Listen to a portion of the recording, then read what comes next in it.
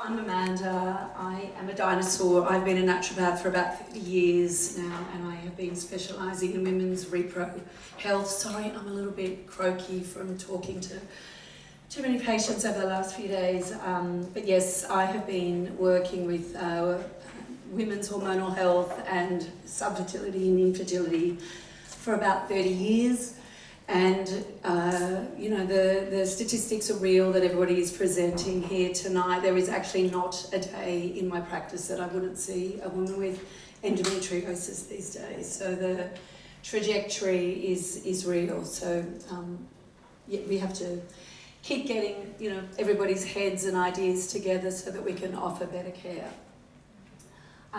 This is part of my gorgeous team. There's a few of them here tonight. They're definitely a collective of very kind of experienced practitioners at Darling Health. We,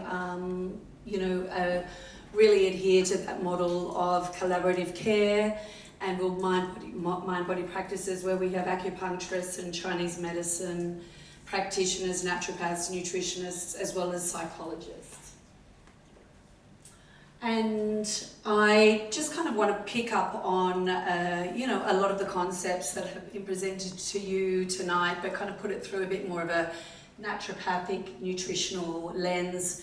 And these are the kind of treatment goals that we have with our patients when they are presenting to us with endometriosis.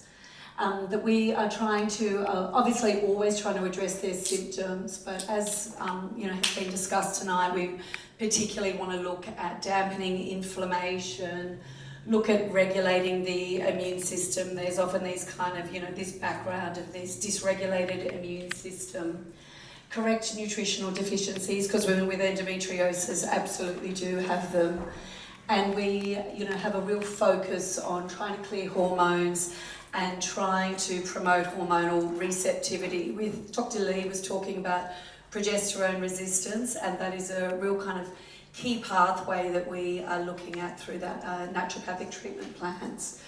And of course, women are not just their endometriosis, and that is the other very real statistic, that a lot of women with endometriosis do have a lot of other inflammatory conditions or coexisting autoimmune diseases. So we want to be trying to have those very kind of systemic approaches with them. So a lot of the speakers have spoken about this kind of concept of inflammation, but it's one of the real mechanisms that are driving a lot of women's symptoms. And it's powerful. It is going to affect your ovulation. It will cause this kind of hormonal chaos, and a lot of your symptoms, that progesterone resistant state. There's a bit of a two-way pathway between estrogen and inflammatory chemicals. So this kind of excess of local inflammatory chemicals can potentiate estrogen recycling, as well as that kind of, high, unconjugated estrogen is also going to promote inflammation locally too. And of course it will impair egg and embryo quality and impede fertilization, implantation, and can kind of increase the risk of pregnancy loss and miscarriage. And again, picking up from what Dr. Lee was saying as well, that one of the major impacts with the inflammation is that it increases this oxidative stress and this production of free radical chemicals, often at the very kind of local microenvironment of the endometriosis lesions, which not only causes a lot of the symptoms, but can really impair women's nutrient status, their gut health, and their hormonal regulation. You wouldn't have a talk from a naturopath without us mentioning the gut, so I'm going to apologise straight up, but there's again a real bidirectional relationship between your gut health and endometriosis. I mean, one of the most common areas that endometriosis lands is actually on the outside of the bowel, so it can cause, with that adherence, it can kind of affect that kind of peristaltic action of the bowel, and why very commonly women who suffer endometriosis can often be suffering constipation, diarrhea, small intestinal bacterial overgrowth, food intolerances, and then more autoimmune bowel conditions like ulcerative colitis and Crohn's disease. And then equally, when the gut is very disturbed and sluggish, it's not getting rid of these inflammatory chemicals, including estrogen. Then it keeps getting recycled, potentiates the endometriosis kind of lesions, which is going to affect your gut. So it's a bit of a kind of a unfortunate hot mess that happens between this relationship between the gut and the development of endometriosis. And there's a key collection of species that kind of resides in our gut called the estrobolome, basically, which is this really intelligent group of bacteria that should be metabolizing estrogen. But we know that women with endometriosis have some real disturbances to the estrobolome. And unfortunately, it affects the production of key enzymes which are needed to detoxify estrogen. And again, whilst it becomes this kind of self-fulfilling prophecy that then women have a lot of kind of estrogen that is crossing over their gut wall, causing inflammation, arrives in the bloodstream and in the lymphatic system, rather than actually being cleared by the microbiome in the gut. And again, just kind of will, increase those inflammatory symptoms. And this can be coupled with, what is often very kind of colloquially called a leaky gut, because we know that localized inflammation will impair that gut lining integrity. And the gut lining should be discerning. It should be deciding what is going out with fecal material, which is hormones and toxins, and what should be crossing back into the bloodstream. But it becomes a bit of a kind of a two-way street. So women are losing nutrition out through fecal material, and unfortunately, a lot of those inflammatory chemicals are being recycled. And that there's a lot of evidence that really kind of confirms that there is this kind of impaired gut lining picture with women who are suffering with endometriosis, and that they can have a different representation of their probiotics. We know that the lactobacilli species can be really compromised with women suffering endometriosis, but equally, I was at a great conference in London just last week, and with a big focus on women's health, but they were also talking about the bifidose species of probiotics being so necessary for progesterone receptivity. So, it's an emerging area of research, but a very important area, and, I think there's going to be a lot of exciting information to come. And of course, your microbiome isn't just in your gut. There is a cervical, a vaginal, a uterine, a peritoneal microbiome, but we know that the gut can, really be the epicenter of the impact on our other microbiomes. So when we're talking about diet for endometriosis, and look, I understand that with so many of you who are living with endometriosis, there is such a lot of information overwhelm out there. But like Nora was saying, unfortunately with endometriosis, it is a chronic condition. It is kind of the long game. So we know that we can make an impact, but it's not just with short-term dietary changes. And a lot of the research around diet with endometriosis is looking at both diets that can increase, so that very kind of Western processed food diet looks like that it can increase your risk of developing endometriosis.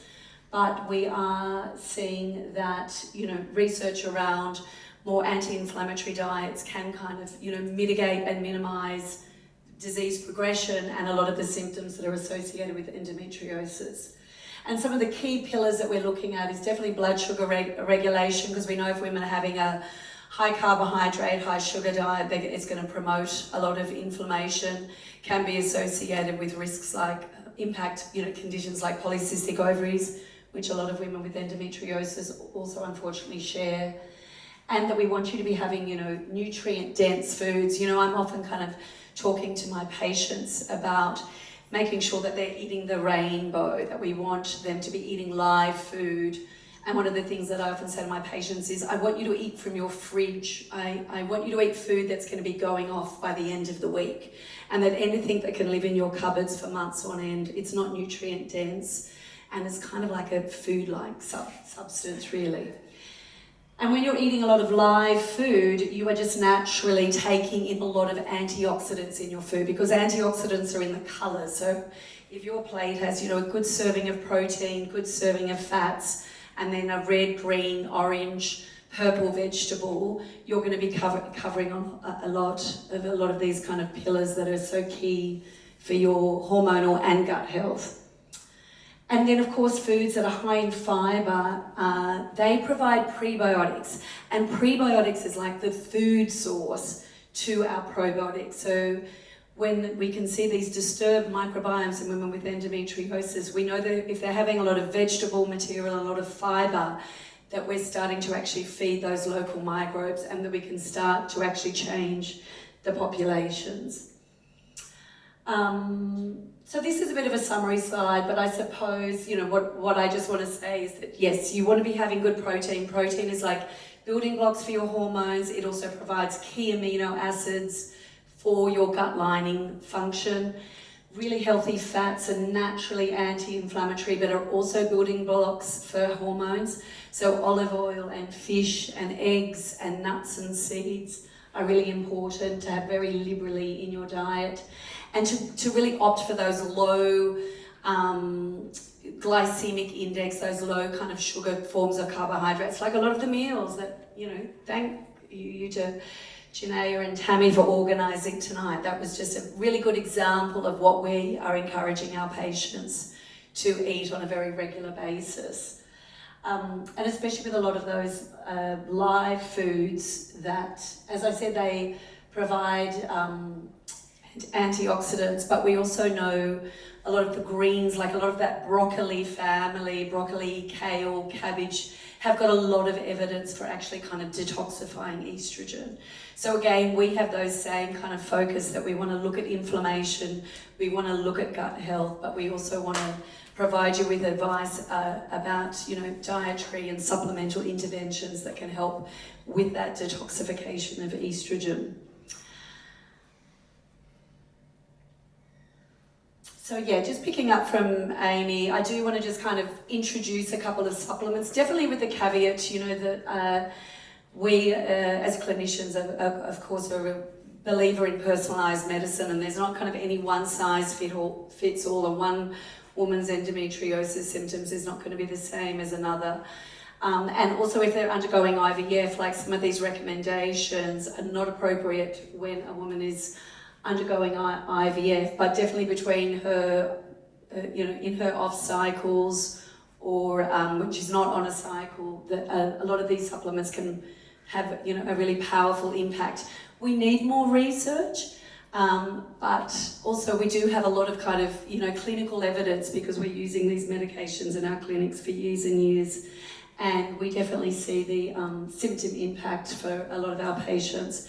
Omega-3s, as Amy mentioned, not only kind of help reduce a lot of those inflammatory chemicals and help regulate these aberrant immune cells, which are a key feature with endometriosis, but also can really have an impact on pain. You can take them supplementally, but of course there's great food sources like fish and flaxseed oil and olive oil and nuts and seeds, which should be really a part of your everyday diet.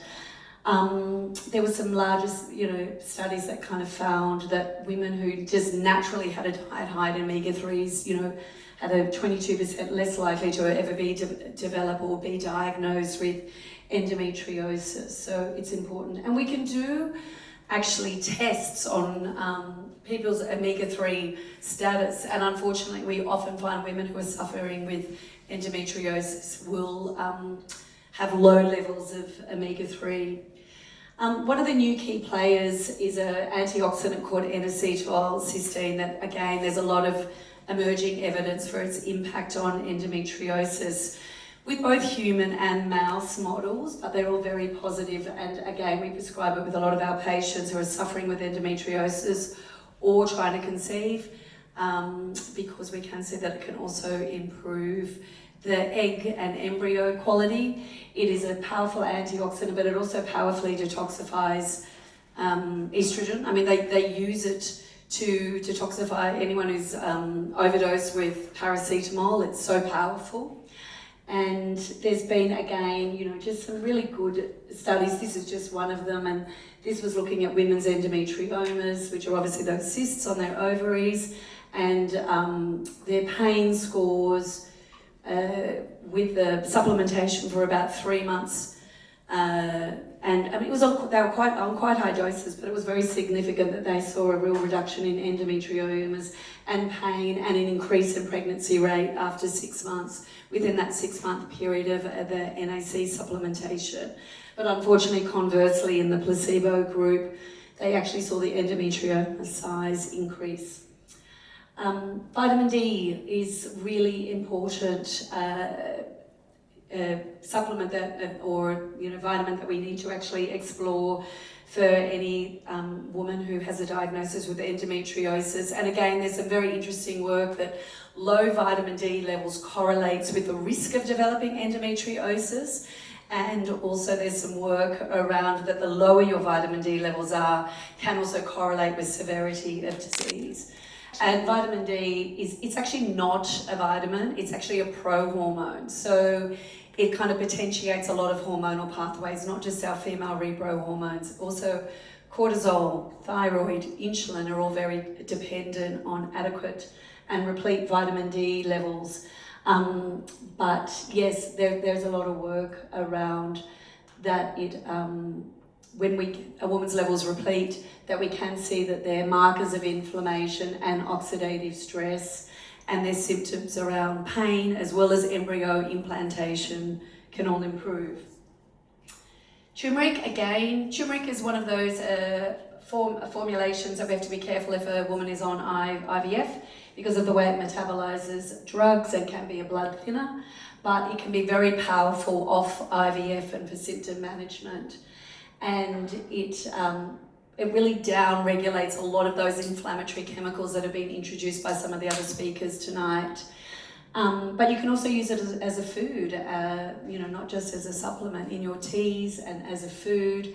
There's some great evidence that, in combination with black pepper, a lot of researchers have published on this, that it can actually increase its bioavailability.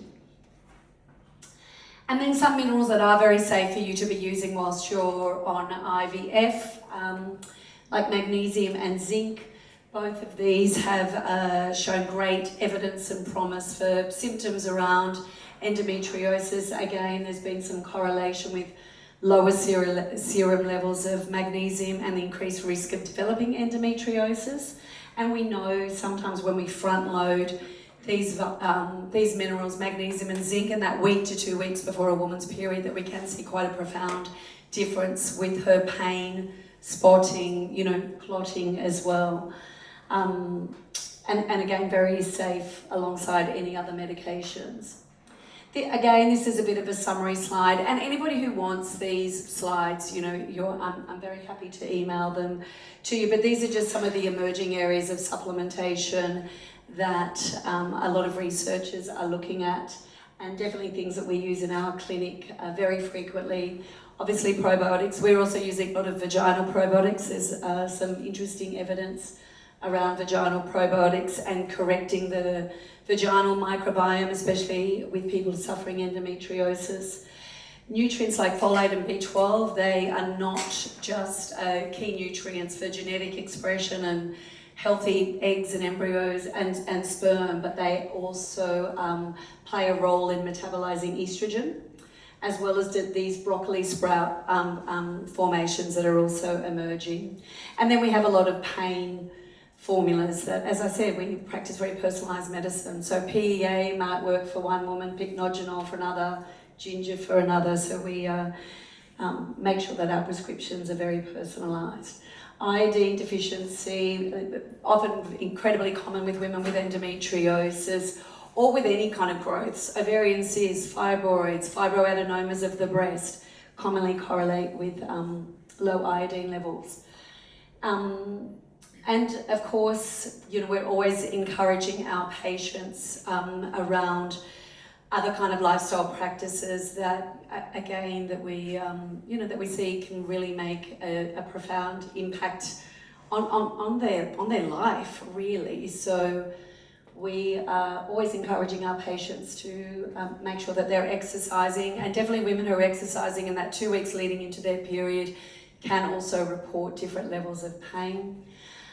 We don't want you over-exercising, of course, but exercise will promote blood flow, oxygenation, the motility of the digestive tract as well, and reduce pain.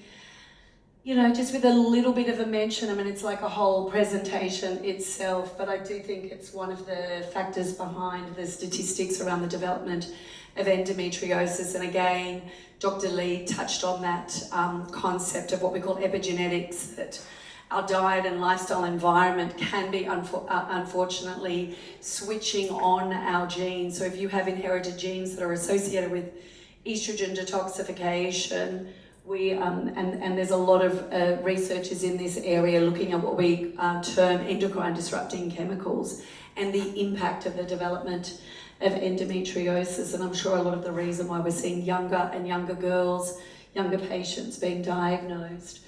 Make sure you're well hydrated, and that you have, you know, are really always kind of considering those mind-body practices around relaxation. You know, it's what works for you, but making sure that we're wrangling cortisol, because cortisol, which is our major stress hormone, you know, she's like the boss lady of all our hormonal pathways, whether it's our female repro hormones or our insulin or our thyroid. And cortisol is our natural anti-inflammatory. So when we're exhausted, we're kind of running on, you know, depleted levels of cortisol, and your inflammation and pain will go up. And just to kind of conclude, there's a lot of really interesting tests that you can do out there. So we do a lot of functional medicine testing, looking at ways like the Dutch test, how well your body is actually detoxifying hormones. It also looks at the diurnal patterns of cortisol. We do a lot of gut microbiome testing. We do vaginal microbiome testing. We are also, and again, it's an emerging area of medicine, looking at DNA estrogen panels, so any inherited genetics that you might have, which unfortunately cause kind of blocks on certain pathways of estrogen detoxification. And again, this information just helps us be a lot more kind of focused with any of your treatment plans.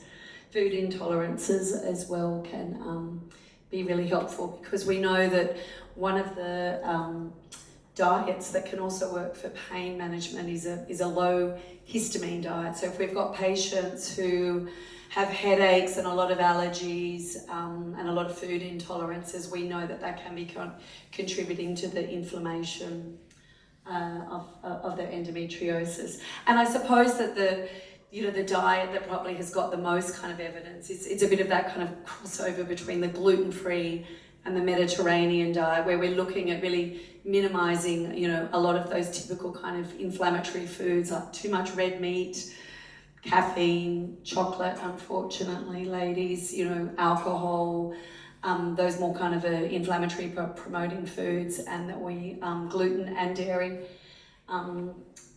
and these have been published, you know, but we need more robust research. I definitely see in clinic when my patients are very kind of adherent to a low inflammatory diet, they will definitely report to me like, my period was so much better. Or equally, Amanda, I'm gonna have the worst period because I've been like out eating chocolate, drinking alcohol, that they can correlate their diet with their symptoms. Yes, so that's again some of my fabulous team. As I said, we really do kind of practice mind-body medicine, where we're a very kind of multidisciplinary practice, where we try and, you know, share the care of our patients amongst the acupuncturists, naturopaths, and definitely the psychologists as well.